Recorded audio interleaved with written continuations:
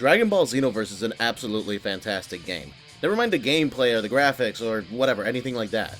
Let's talk about the fact that this might actually be the very first Dragon Ball game that actually tells an original story and doesn't just recap the events from canon.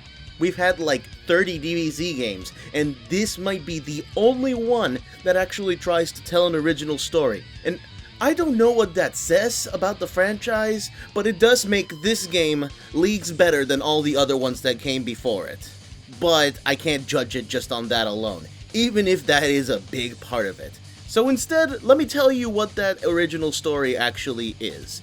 First off, Future Trunks is now the head of something called the Time Patrol, who apparently like to keep time safe, and in conjunction with an original character called the Supreme Kai of Time, look over time and make sure that time flows as it should. Now, it kind of is still a vehicle to retell some of the events of Dragon Ball Z, but putting a new spin on it of your character actually being a time patroller that's trying to make sure that events play out as they should, actually does make things a little more interesting because events don't exactly play out like they should in canon. Instead, they kind of deviate a little bit, and it's your job to kind of bring that deviation back on track. By the way, yes, I did say your character. You can create your own original character in this game. It's not the first Dragon Ball game that's done that. I mean, Ultimate Tenkaichi's done that as well.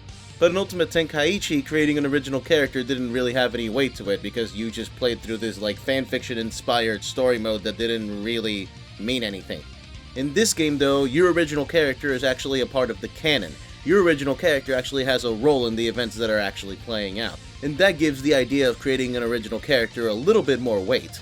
However, for the most part, since the game is structured in a way where you're a time patroller and you're picking up missions to protect time, the bulk of the game lies in grinding the side quests, which on paper sounds kinda terrible, but at the same time, the game has an online element where you can play with some of your friends' original characters, come together in a group, and tackle some of these side quests together. And it's actually kind of amazing to be able to play through these random scenarios in the Dragon Ball Z world with your friends' original characters and your original characters, and even the game's canon itself justifies being able to do that. It's just like, oh, these are like weird little time fragments that are, I don't know, it's kind of strange. If you want to tackle those, go ahead. It's basically telling you to grind. Yeah, but the grinding is canon.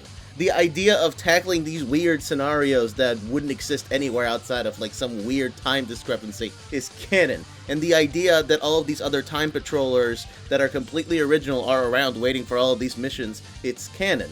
And I don't know, that gives it a kind of charm that I absolutely adore. I absolutely adore that theoretically, if I wanted to sit down and write a backstory for my character and see how all of these other characters that my friends have play into it, I could.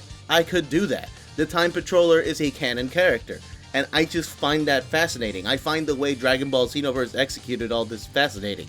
Not perfect. Definitely not perfect. There are things about the game that need to be fixed, that need to be addressed. But all the same, I have been having so much fun with this game, and if you are a fan of Dragon Ball Z in any possible way, I suggest you check this game out.